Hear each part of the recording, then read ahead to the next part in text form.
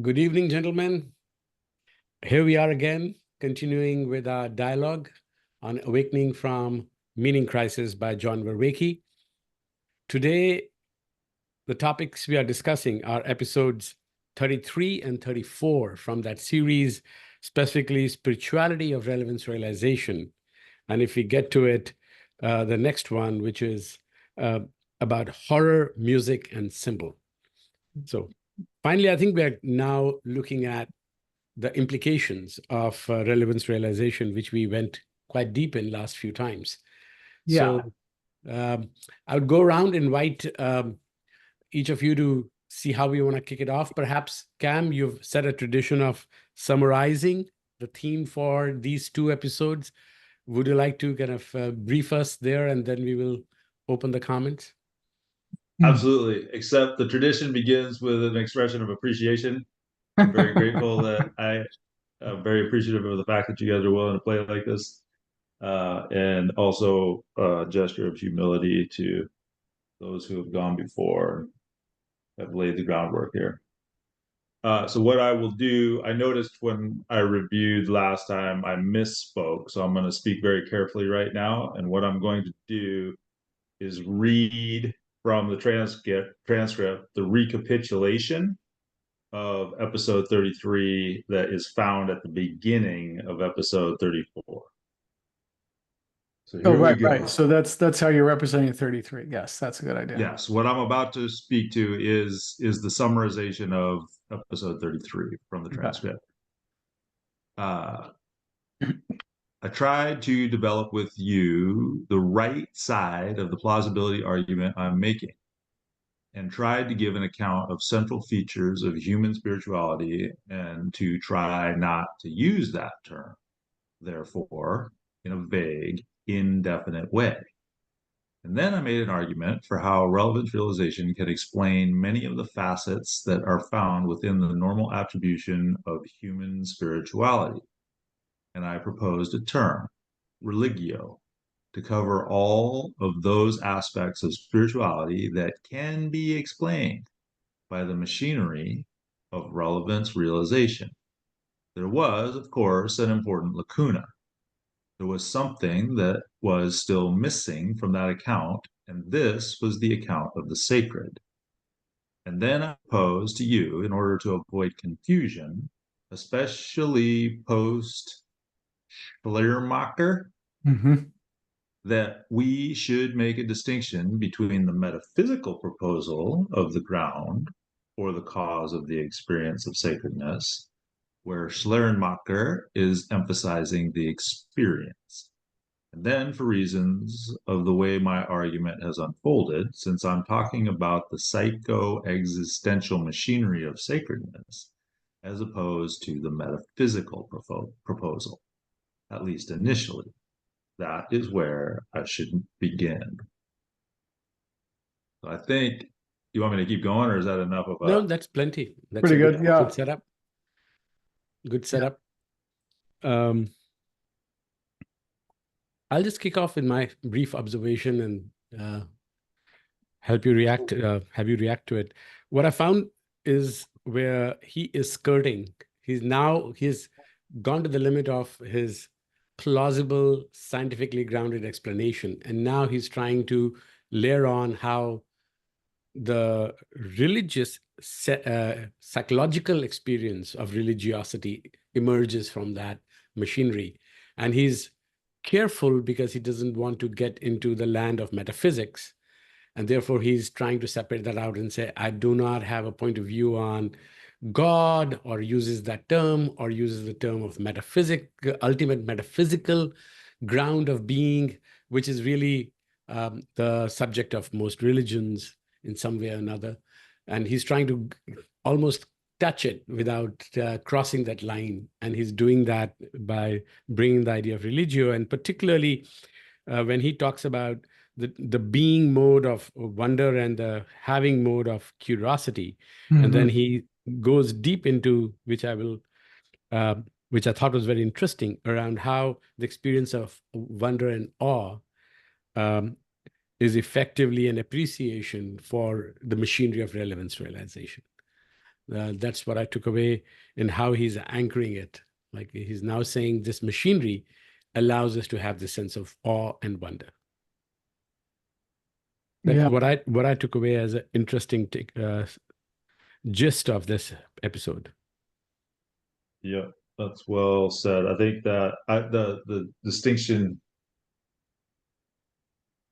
separating clearly the metaphysical from the how did you just refer to that, Anurag? Or I just call it misunderstood? psychological. I don't like the term psychoexistential. That's like a vague thing. Like he's basically talking about psychological and how our psychology deals with the experiences we manage of reality, but he doesn't want to get into the metaphysics of reality. Like what exactly is the ultimate reality? He wants to punt that question and just talk about the psychology of experiencing the limits of reality. Yeah, That's how I took it.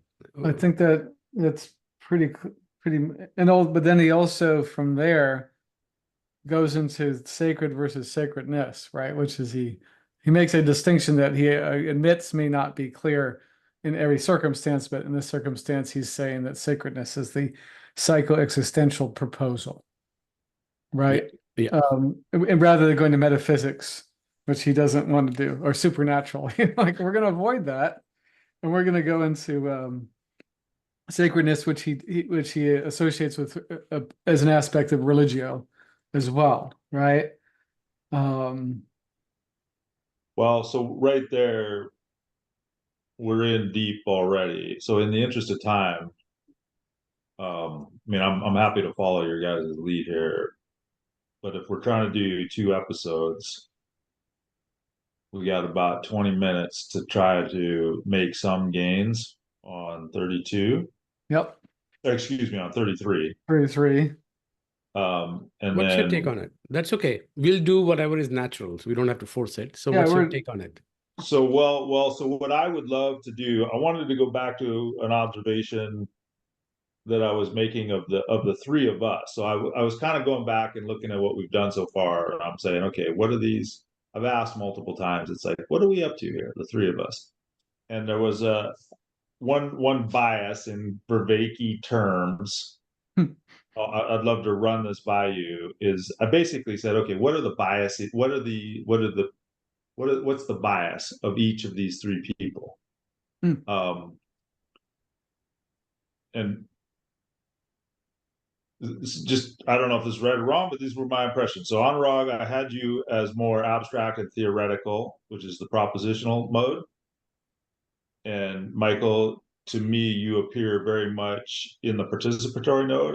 I see you as a practitioner in the healing arts. Yeah, that's really accurate. You're actually running a lab in some very real sense. And I consistently hear from you the desire to understand how does what we're doing here amongst ourselves actually get applied.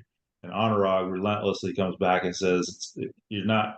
Vervaeke's not doing that in this content that he's providing a conceptual framework. He's laying out a very detailed theoretical framework, but the application isn't present in this particular content."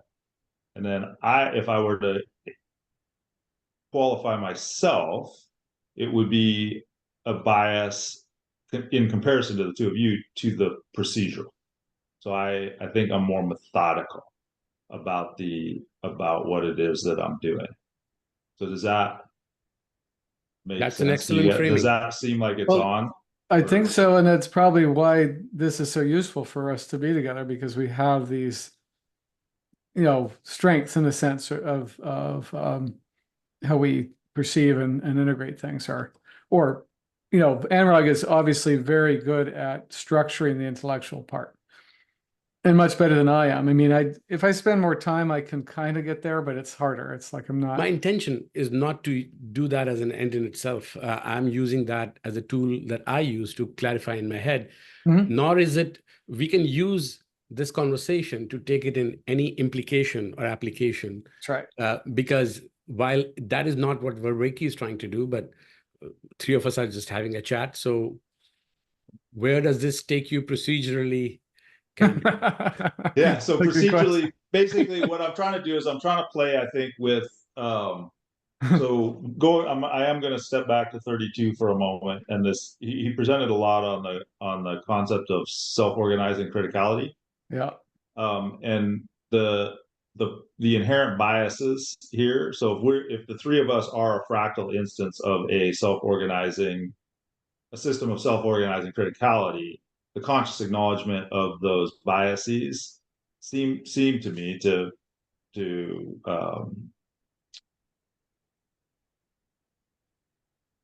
increase the efficacy of that, of the criticality part of it. Now, the other part of it was the three of us spent a lot of time, I think, on the trade-off relationship between efficiency of communication, and then the other side of that is the what was the other side of that? The resiliency. Mm-hmm. So those two pieces are working in a more or less coherent manner, is what I took away from 32. So again, I'm saying if the three of us are a fractal instance of that, there's a how do I say that? He likened it to well, he's talking about brain activity. You guys remember that? Where there's asynchronous firing and then synchronous firing. Yeah, right. It cycles between the two. The cycling. Yeah, thank you.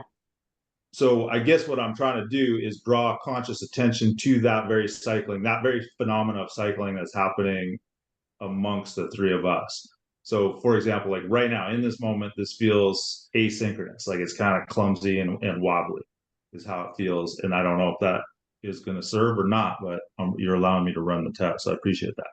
So then stepping into the content of 33 that we've already started to wade into here, I could use some help from you guys, I think, with respect to, so Michael, you started to get to the sacredness and that distinction there. Like I could really use some help on that parsing. But I wanted to, before we go there, I would focus on this term religio. So at the end of the last one, he says, hey, this is everything on this side of my model is, I'm going to term religio. And my note on that is that term is shorthand for all of the aspects of spirituality that can be accounted for naturalistically, that is, scientifically speaking, through that theory of relevance realization, and no more. I believe so, and he specifically to the right side of the chart that he drew. Yeah. Right, and I mean, he also pointed out that the original meaning of that term is to bind together, right? So it actually relates to what he's saying, which is that relevance realization is about being synchronous in a useful way from me to my environment, me to others, me to my internal self. So it's this binding sort of rhythm that's functional, is what I'm interpreting it as, and it's mostly subconscious, because that's the other thing he brings up, which I found very parallel to what I've learned about other neuroscience, is that most of these functions are automatic and subconsciously driven. So doesn't he make the point explicitly that right side of his model, it's all pre-conscious, pre-egoic, pre-conscious, even post-conscious, which means that you really can't track it consciously, right? It's a mechanism that runs now, but I do believe what he's insinuating is that there are ways to affect it that are not conscious control. Like there's ways in which to influence it. That's what I'm guessing he's going to bring up as we go along. Even what he brings up in 34, which is what we'll get to, but he's talking about how certain experiences will actually facilitate a crisis sort of situation, and that shifts us to higher states of consciousness through that quote crisis, which I've heard of that for years too. That is actually how people grow, is to bring you confront their consciousness, which is the subconscious part, to such a point that it actually gets to a critical mass and then it has to reorganize. And that's what brings about a massive shift in cognition and framing and so on and so forth. That's my interpretation of what he's starting to kind of build up on here. Does that make sense? It does. Thank you. Yeah. So then, are you ready to move into the distinction between sacred and sacred, I think so. sacredness and sacred? Or Anurag, did you want to Sure. No, no, comment at I think all on anything so far? no, it's all good. So I will say explicitly, like, I'm playing the differentiator here. Like, I'm focusing attention on that curiosity, that having mode. Mhm. Like, I'm saying, what is this? Yeah, right. You want to be explicit about what distinctions are, is what you're driven towards, right? I mean, And precisely. I'm playing that role in this Yeah, particular like system of the three of from one us. circuit to another, so to speak, right? You're like, that's what. And by the way, the thing I did want to bring up is I do believe that all of us have capacity in all modes of. Agreed. It's just that we have strength in a certain direction, and I think that's accurate. Otherwise, I don't think we really understand Yeah. each other very well. So okay, the sacred he's categorizing under metaphysical proposals and supernatural. Sacredness he's saying is psycho-existential proposal. So that's a naturalistic lean that he's exploring. That's how is that, you get that, Anurag, too? Is that what you? Agree. Yeah, I okay. agree. So then so he's talking about in the psycho-existential, the machinery quote. That's he likes to use in terms of that unconscious religio stuff that we just went over, right? So he's saying and that sacredness is about meta meaning, and religion is a system of meta meanings or without agent arena. Let's see when help. Oh, and without agent arena, the meaning doesn't. Now he starts to start to explain how meaning is constructed through sacredness. And he says it's about honing us against horror, loneliness, and culture shock. That's what meta meaning and sacredness are for. He's I think he's explaining this is what religions have done for us so all along, right? But he's saying we can explore this minus the mystical stuff. And that's what I'm interpreting it as. But yeah, he's saying that this system is what protects us against horror. Yeah, and then he goes into what horror is in the next section, right, of 34. He has a beautiful section on what is awe, not just curiosity. Curiosity being the having mode, wonder and awe being the being mode. And his definition of awe is very interesting because, again, he's trying to bridge it to sacredness as an experience. And he's saying we experience awe. We experience awe. When we experience awe, we experience the ever-expanding perspective, not the propositional, but the perspective of environment that is changing. And we get to experience the machinery underneath without actually focusing on a specific problem or the object. So he says that awe comes from when suddenly we have a perspectival knowledge of the machinery. Yeah, he made a point about. Oh, I'm sorry. Without focusing on a specific object or a specific problem that we are trying to solve. So he's saying awe is not propositional. It comes from having a perspective on the universe.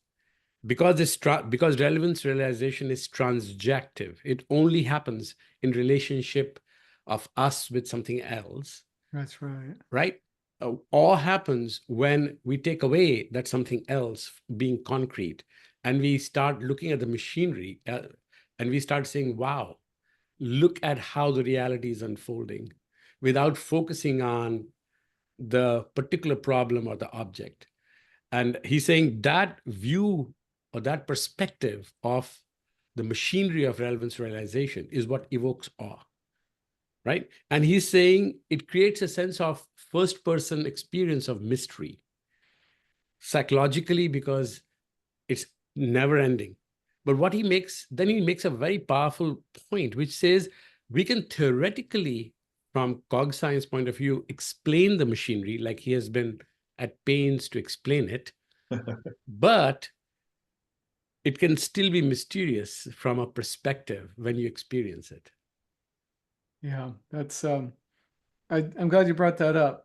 I don't think I wrote notes about that, and this is a very important part of this.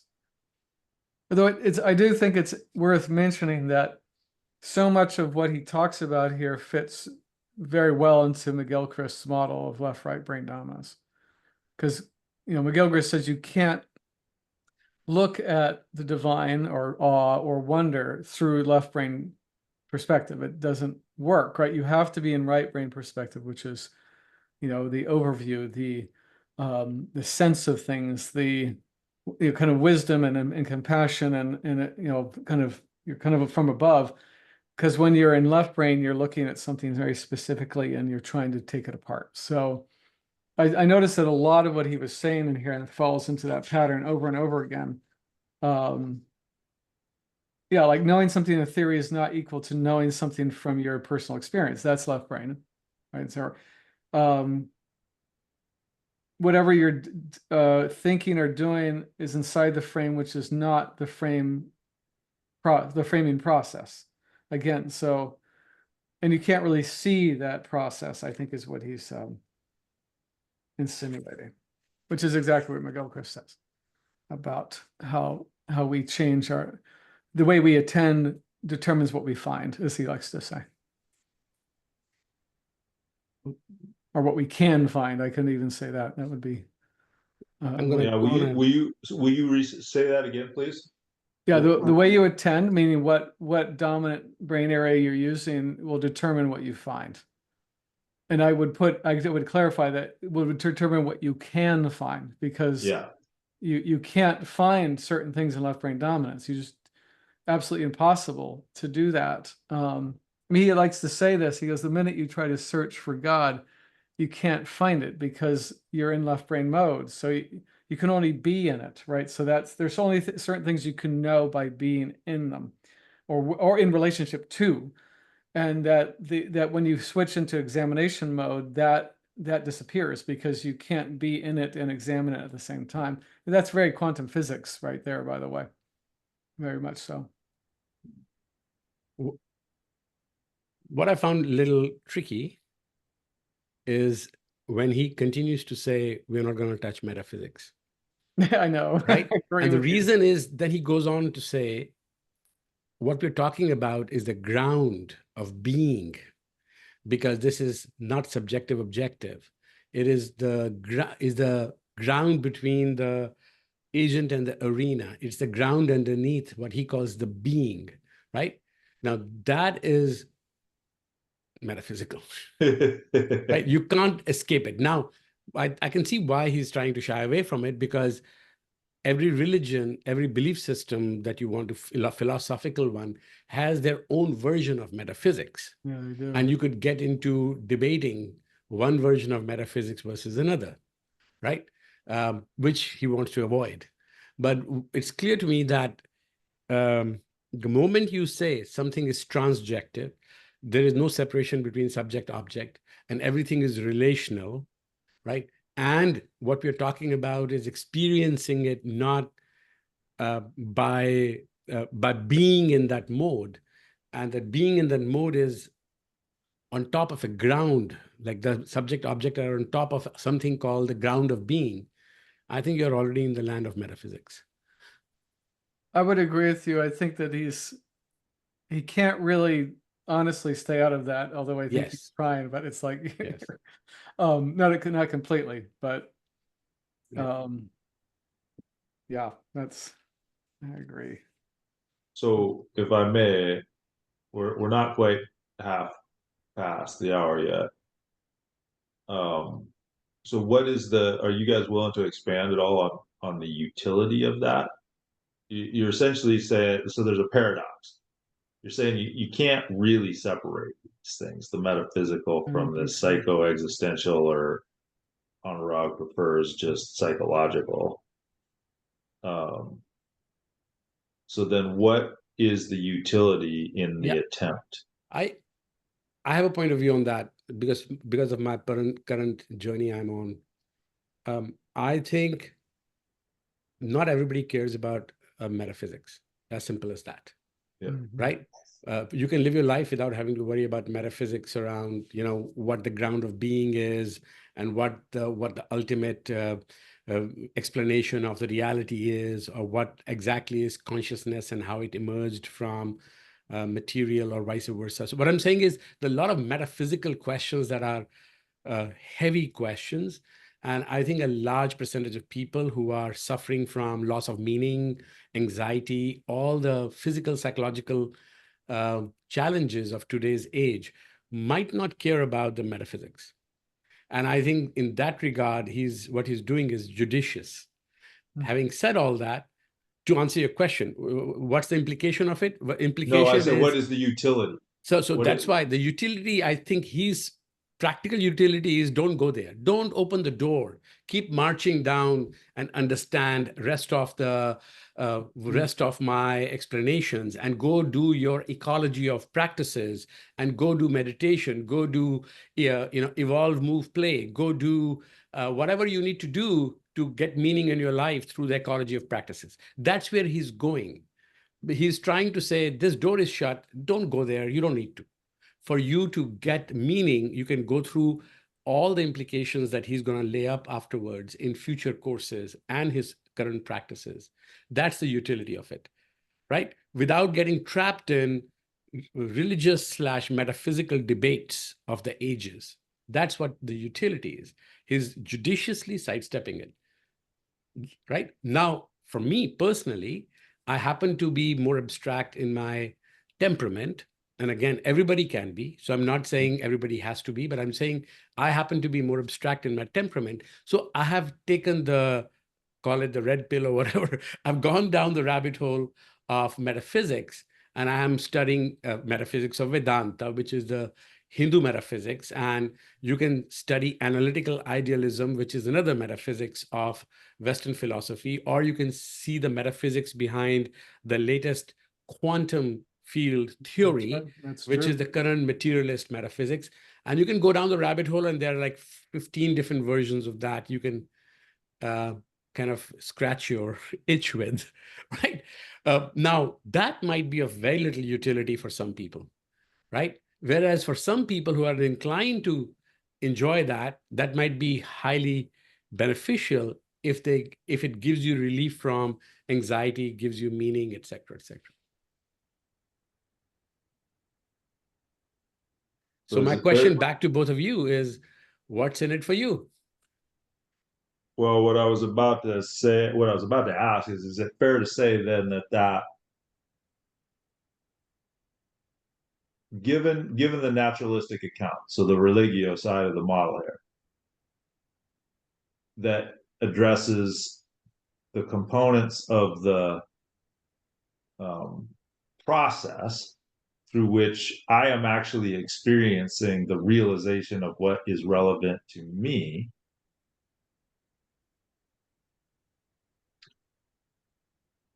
attending, so doing that part, doing the religio part, affords a deepening sense of awe or wonder when attending the metaphysical aspect of the reality I experience. The metaphysical, that's, you can't say nature. I'm kind of, he said something like that in 33, I think, where he's basically, you can develop an appreciation for the very process of relevance realization itself, and that engenders a sense of awe. That's true. That's a good point. And I agree with you. And I think Yeah. that is the limit of the utility he's offering. He's saying, if you are a card carrying atheist, naturalist, reductionist, then if you are that, and you have thrown away the baby with the bathwater of any sense of sacredness, forget even sacred, the way he talks about sacredness, then you might be at loss of meaning. And if you're struggling with meaning and you're facing nihilism because your reductionist view of the world doesn't get you anywhere, then he is building up a non-reductionist view of cog sci. Yep. And he's saying that non-reductionist view of relevance realization, right, allows you to experience the sacredness Yep. without having to get into taking a position on metaphysics. That's really the whole game. That's the needle he's trying to thread. That's the Vervaeke angle, right? Yeah, I mean, it's interesting for me because I used to be in that camp until I found McGilchrist. And he did such a beautiful job at mixing the two together that I actually find it's more, the way he's framed things for me has actually made relevance easier for me. Yeah. Is my experience. But you know, I understand Vervaeke's angle because there's a lot of messiness in the metaphysics that in my perception is it gets really messy and goes into fantasy and this is my opinion, and it gets really sloppy and all kinds of stuff, or can be. So yeah. Can be. Yeah. Often is. Yep. Okay. So thank you. That was just helpful. We're 35 minutes past the hour. So are we diving into the number 34, the numinous, the symbols and so on? Sure. Yeah. I'm ready if you are. You want me to read again, or one of you want to do it? Go ahead. Just summarize it for us. Okay, so reading from the beginning of the transcript of episode 35, which provides the summarization of what is covered in 34. I got that right? Yeah, we're going into 34 right now. That's great. Okay, so in 34, we were continuing our exploration of sacredness, and I talked about that in contrast, but also in concert with Goethe's notion of sacredness as homing us against horror.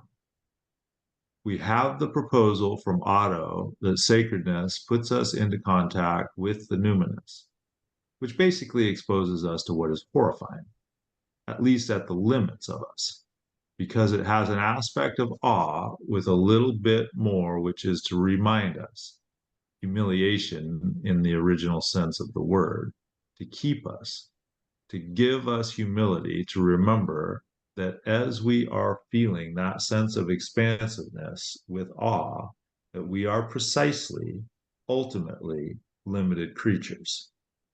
And so I propose to you that these two opponent aspects of sacredness can be seen very readily within the light of the machinery of relevance realization, where the worldview attunement is a form of meta meaning and therefore meta assimilation, ultimately compression, integration, things fitting together.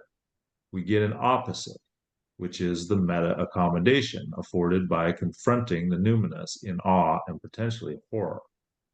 And we talked about how horror is about exactly the demand, the confrontation with that which demands from us unanswerable, unachievable accommodation. Yep. Okay. A nice light subject.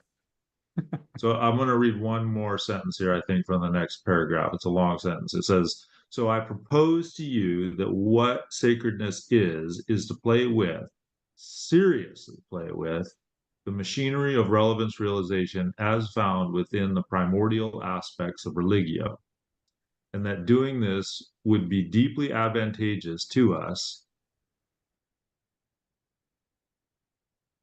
to the world as an arena for our action, to our capacities for self-transcendence and so forth. Okay, and he goes on to invoke music. So I think I took away two big ideas from this chapter, this episode, and I think they're pretty brilliant the way he frames it. First idea is that of opponent processing. He takes the idea of sacredness, the way he's trying to describe it, and he teases it apart into two different processes, psychologically again, right? One is awe, right?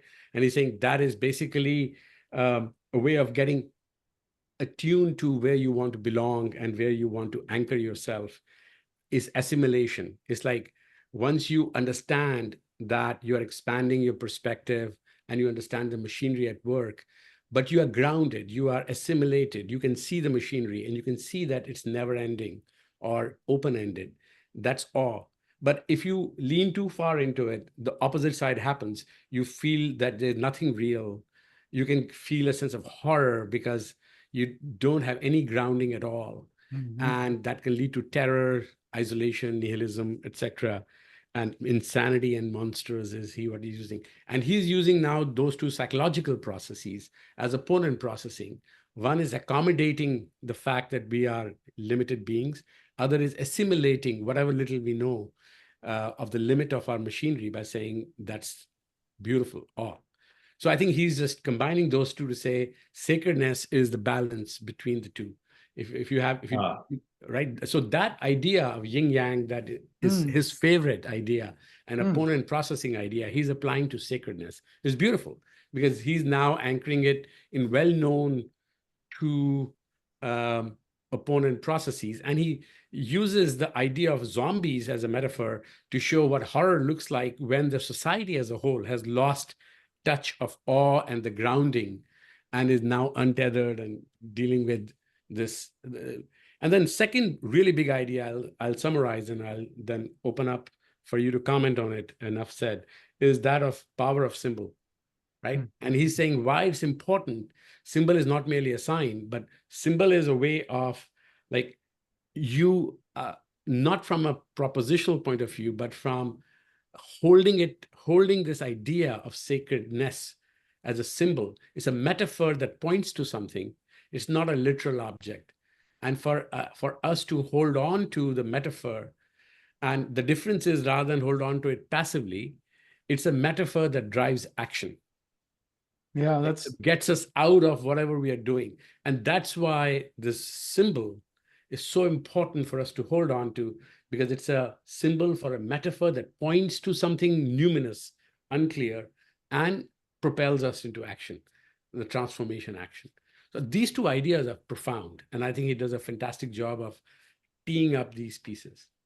So I want, Anurag, so when I want to clarify something. So when the way he framed the yin and yang with sacredness, can you go over that again?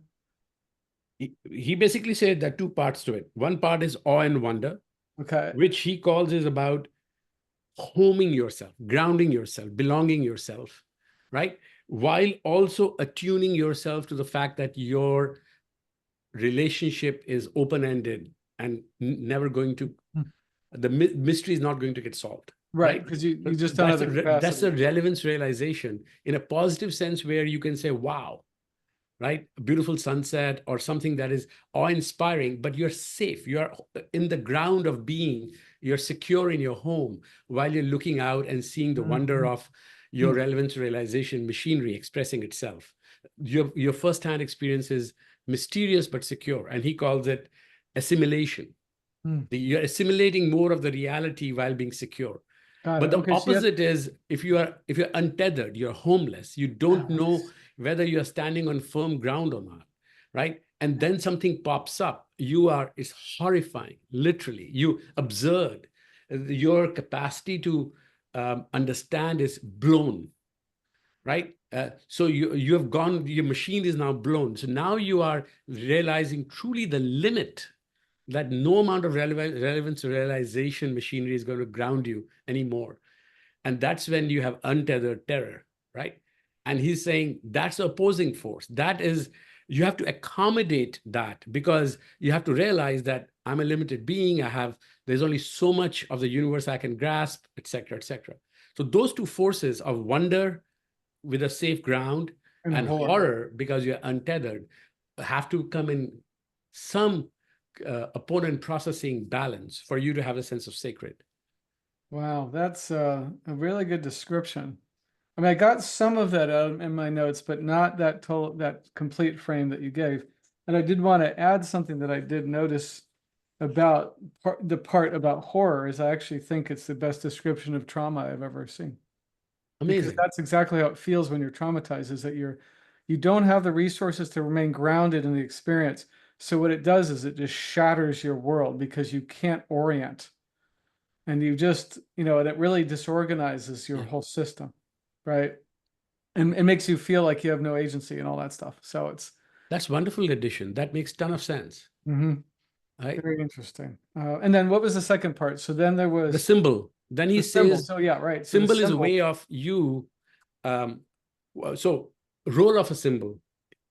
One is symbol is not a passive thing, right? In his mind, right. right? He's saying symbol is something which is a holder, placeholder for a metaphor, and then not a passive placeholder, but a metaphor that points you and goads you into action, that activates you, and activates you not intellectually, but activates you to participate, to do something.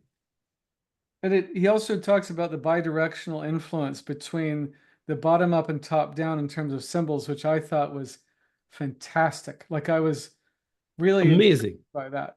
In Yeah. fact, I think the episode 35 is all about it. Oh, good. And by the way, I've signed up for Peterson Academy, which just launched last week. Okay. And there, Jonathan Pouchot has a symbol course, which I'm taking, which I'm so glad I'm like on episode 4 because it really helped me understand 34 better. Yeah. No, Because he's he a actually talks master. about Pouchot. He mentions him, and I was like, Yeah. and Pouchot is really good at explaining symbols and how they actually come from reality. They're not made up out of our heads. They are actually related to real things, and that's why they're so powerful. And I think that's exactly what Reiki is saying here. It's like it's almost like the symbol is it's a model of action, right? Even though it's not super specific, it's kind of a frame of action or something Yes. similar, right? And it propels you to action. No, that's right. Yeah, it's in kind of or even I would almost say demands a certain behavior once it's brought up, right? Like justice, the scale. Yeah. Okay, well, what am I doing is balanced, oh, maybe not, or maybe it is. I mean, I have to stand up for myself or whatever it is. So Exactly. yeah, okay, great. That was helpful and that was good. Yeah, interesting. Oh, here's the other thing you brought up, which was amazing because this is part of what I've studied, is the activation of the machinery of the cerebellum and how it's connected to symbols and deep participatory knowing. And he's explaining that, and I know this because of the focus system that I do, that if your cerebellum, your orientation system isn't working, all kinds of other things fall apart. Emotional regulation falls apart. Ability to move through space effectively, the ability to Interesting. organize and put things together is completely screwed up. And so it's not, and when your balance goes, this is what I learned in my training. It's not just your balance. It's all kinds of other cognitive functions and emotional regulation just go out the door. And that's why if you're older and you start to stumble and all this, it's not just your balance. It's a lot of things that are going south. And so I was really impressed that Wow. he brought that in. I was like, wow, this is really great to connect that into what I've known participatory, knowing on that direction, Yeah. and also even intellectual stuff. But that was really a great tie-in that he did, which actually shows the value of evolve, move, play right there. Yes. Right. Yes. I had always grown up with enjoying mythology, Indian mythology, then later on Greek mythology a little bit. And I was exposed to a little bit about Egyptian mythology. So I always found mythology interesting as a storyteller kind of perspective, but I didn't realize the power of mythology and symbols. And then the first book of Peterson, The Maps of Meaning, is nothing but analysis of symbols. It is. Right? And it's a heavy going book, but highly recommend, if especially my understanding of Christian symbolism was very limited, and he breaks it down in the whole book, which is very I've read it twice so far. It's really great book. Yeah. I thought it would be over my head, but it really wasn't. It's actually, you just have to go slow. It's well written. It's just a lot, right? It's like, but it helped me a ton in terms of me understanding life and well, even this fact, this is one that Peterson goes on about a lot, which is, and this is, Vervaeke touched on this with horror. So that which is unmapped, meaning you don't have a behavioral pattern to match it, is what is horrifying, right? So, and actually one of the things that Peugeot brought up in the series too, that was fascinating, a monster is something that doesn't follow the pattern you're used to, or an exaggerated. So someone who's, you know, super fat or super skinny or moves weird. This all goes into monster category, right? Yeah. Yeah. And I was like, but that also, you know, the mapping of meaning, you know, as Peterson says, there's known territory and unknown territory, and there's more unknown than known. And that actually shows again what Vervaeke says, which is that there's a lot that we can't handle because we're limited. And that's part of what that mapping in maps of meaning show too, is like most of the world is unmapped. It's low resolution. But, you know, and as you become more competent or effective, you can map more, but there's a limit to how much you can do that. So you have to kind of get to the point where you realize you're limited and fragile. And then there's, oh, that's what Vervaeke brings up in this last episode too, is that the what did he call it? It's the when you're humbled. What the hell, what word did he use? It wasn't humbling, it was Humility. yeah, but there was the word he used that people don't like to be, oh, what was that word? I forget now. But he said, here's a word people don't like to hear, but it actually means to be, you know, to be aware of your limits rather, you know, than thinking you're all the hot shit and can, you know, you can, and in other words, he also says there's only so much you can evolve and you're still not going to be able to overcome or face certain things fully. Something like that. That's being human, right? That's, you're never going to be a god, right? You're human. And there's a limit there. Something like that. Cam, chime in there, or did he freeze? Oh no, yes. you were one position of like, Oh, so I wonder, we've got about 10 minutes remaining. I wonder if you have anything further to say with respect to iconography. So you said that you were taking a course from Pajot, yeah, who is an icon carver, and I understand, rightly or wrongly, and I'd love to know how you think about this or how you understand it. Icons as it's something like data compression in symbolism. that's right. Yeah, that's what he explains, is that symbols are, they're almost hyper real. And this is, Peterson talks about this too, is that metaphors are meta meaning, is it's like hyper reality, meaning you compress a pattern of being into a story or a symbol. And it's almost more real than reality in a sense, but it's what they represent is structures of reality that remind us of how to be in the world more effectively. Because if you know, it's built in the structure of existence, right? This is part of what Peugeot says, is these symbols don't come from someone's head fantasy. This comes from the structure of existence being you know, structured in an image or a story or a building, because he shows these examples that actually reflect the true hierarchies of being in reality. And that's what, you know, he's also explains that you can't like he actually talks about Sam Harris, of course, because Sam thinks this is all bullshit, that you can just interpret things any way you want. And Peugeot kind of counters that, and he goes, no, you can't, because a fact on its own isn't anything unless it's related to something else. And by relating to something else, there's an organization that happens that is predictable over time and place and situation. So you can't, that's not true. Like he says, it's not true. And there are things that naturally go together that we all know, like, you know, man, woman, right? That goes together. Moon, you know, moon, sun. Yeah. Those go together. They just fit, like because they're the coincidence of opposites sort of thing that McGilchrist brings up, which is that you can't have a North Pole without a South Pole. You know, you can't just choose North Pole. It doesn't work. They don't exist except together. And I think that's a lot of what Peugeot, now I'm still kind of at the beginning, right? And I'm trying to assimilate, but this is what I'm taking away at the moment, which is that that's a lot of what he's showing, which is that these symbols are structures, they're just reminding you of the structures of reality as they are.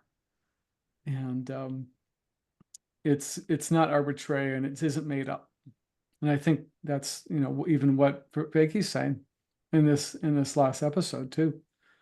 And they're powerful. That's the other thing that he's saying. They're powerful. They're not, he even says that a symbol is, it actually means to put two things together. That's actually what the meaning of symbol is. To combine, to bind together, I guess, and the idea with the action, I would guess, is what we just kind of uncovered, right? So, I mean, I'm not Christian and I didn't grow up in the church, but I've been studying Christianity recently. And one of the things that I'm starting to understand is that if you're Christian and you're really tied into the symbolism, if you look at the cross or you think of Jesus, it's a symbol of organization around your way of being in the world. I mean, it's pretty cool. I mean, I actually realized that I used to think this was all stupid, and I don't anymore. I'm like, okay, it doesn't mean it's the only way, but it's so interesting to understand what that means to people. It's a reminder, Jesus is he's the pinnacle. This is another thing that Peugeot talks about. You got to know what the highest thing is before you can organize anything else. Right. So once you have the highest thing, then you know what comes under it in kind of in a ladder or pyramid shape. And that's how existence works. Everything's in a hierarchy, no matter what. But you have to know what to aim at, to look up to know what comes down after that and what's at the bottom and the top, or even how to ascend to it. So you have to know what you're aiming at. That's a higher level, to be able to organize yourself going forward. That's my understanding. Does that make any sense? Or simply orient myself to what's actually going on. So to go back to the idea of Sure. horror, Yeah. And that or again, one of you said that horror is, I think you were probably quoting Vervaeke, but I think I heard one of you say that horror is what occurs when you don't know how to fit yourself to what is going on. that's right. You don't know how to orient properly to the event or environment or To the person. reality, to the reality. And you're so overwhelmed and scattered that it just fries you. Like you're probably frozen, or you're depressed, or you just are frantic. You don't know how to be. Like your mode of being is not obvious, right? You're confused, you're overwhelmed, you're homeless, right? I mean, he says if you're homeless, it's more likely. I totally get that.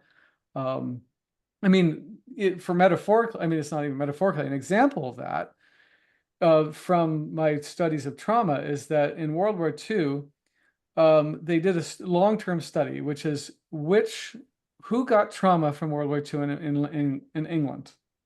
And what they did is they actually studied families where the children were sent away to the country for their safety, or the families where the children stayed with the parents in London while the bombs were raining down every night and just destroying the city.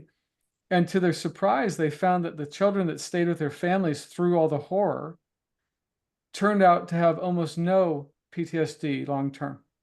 But the ones who were sent away had very high incidences of PTSD because they didn't have that solid family unit around them to protect them against the horror of what they saw. And the children that stayed in London, they saw death. They saw their neighborhoods blown up. You would think that they would be traumatized. They weren't, because their grounding, their family was there. That was the most important part. And so that family unit, obviously, and the emotional support and all that, allowed them to process that potential horror and not have it end up into that place, because they were home, right? The home is the family unit. And I think that was very profound to learn that, especially because my ex-wife's mother was one of the kids that was sent in England to the countryside, and she had horrific PTSD. She was a piece of work. She really was. She was really hard to deal with because of that. So, I mean, I should say piece of work, but she was a traumatized person from that experience. Does that help? Yeah, that's very helpful. The image of this might have been in 32 again. I don't remember for sure. But what the image that keeps occurring in my mind's eye listening to you is that of the hourglass. So do you guys remember that when he talks about the self-organizing? Oh yeah, you mean the pile of sand? Yeah, so it Yeah. appears it appears for a time to be random, but then as the process unfolds, it becomes it becomes a stable system, but it's also a stable system that is susceptible to those crises at how does he say scale invariant. So the collapse can occur a little bit at a time, or it can occur a whole bunch all at once. Yeah, right. It can be a sudden crisis sort of collapse, right? Or it can be, but didn't he say it built up, and then finally there was this sort of explosion of change, something like that? I can't remember Well, now. there can be. I think the scale invariant, I think, is really important, at least for me to understand somehow, because it is that continual falling apart, but the falling apart may be largely imperceptible in certain parts of it, whereas in other parts of it, it is sudden and startling. But the overall stability, that was that trade-off relationship again, I think, between stability, isn't it? It collapses to a more stable state. I see. That's right. So it kind of a sudden shift to more stable state. Yeah, it appears stable, but then it can all of a sudden it can appear stable while still being susceptible to sudden transformation that actually results in a more stable circumstance. Interesting. I'll have to go back and look at that again. But anyway, Funny, because one thing McGilchrist said is that randomness is mostly false. That the universe is random. He says that there's no real evidence for that at all. It's actually the exception, not the rule. Which I thought was that he says that in the Matter of Things, which I was blown away by. I was like, wow, that's different than what we're told. No, in mathematics, it's extremely hard to generate random numbers. Is that right? Oh, I didn't know that. Oh, Okay, that's oh good yeah. to know. It's Yeah, like okay. it's actually it's a known mathematical problem that to create truly random numbers is very hard. Yeah, interesting. I mean, that's good to know that there's some backup to that. Yeah, From, yeah. I mean, that's from someone that's Anyway, okay. So we're at 9, right? wonderful conversation. Thank you so much. Enjoyed it thoroughly. Me too. Thanks for your contribution, and close out with gratitude. Thank you for this lively conversation. Thank you guys for showing up and putting effort in. So are we, Andrew, are you back in time for the 19th? Yeah. Okay.